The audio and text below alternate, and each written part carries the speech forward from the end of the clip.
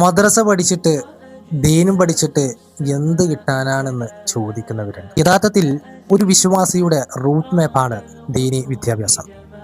കാരണം ഒരാൾ ജനിച്ചതു മുതൽ മരണം വരെ എന്തൊക്കെ ചെയ്യണം, എന്തൊക്കെ ചെയ്യണ്ട, ഏതു രൂപത്തിലാണ് അവൻ്റെ ജീവിതം കഴിച്ചു കൂട്ടേണ്ടത് തുടങ്ങി കൃത്യമായി നേർരേഖ കാണിക്കുന്ന ഒന്നാണ് ദീനി വിദ്യാഭ്യാസം.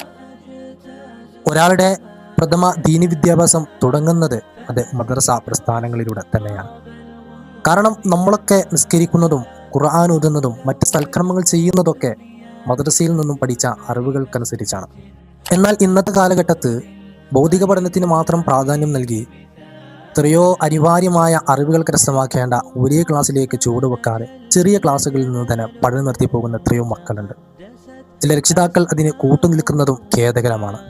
ഇവർക്കൊക്കെ മാതൃകയാകുന്നത് +2 വരെ മദ്രസ പഠിച്ച് SSLCയിലും +2വിലും ടോപ്പ് സ്കോർ നേടിയ വിദ്യാർത്ഥിനികളാണ്. യഥാർത്ഥത്തിൽ ഒരുപാട് സമ്പത്ത് സുഖ സൗകര്യങ്ങൾ ഉണ്ടായിട്ട് ദീന് കയ്യിലില്ലെങ്കിൽ അതുകൊണ്ട് ആഖിറത്തിൽ ഒരു നേട്ടവും ഉണ്ടാവില്ല. മറിച്ച് ദീനും അതോടുകൂടി ഹലാലായ സമ്പത്തുമുണ്ടെങ്കിൽ ഇരുലോകത്തും സന്തോഷത്തോടു കൂടി ജീവിതം നയിക്കാൻ കഴിയും എന്നുള്ളത് തന്നെയാണ്.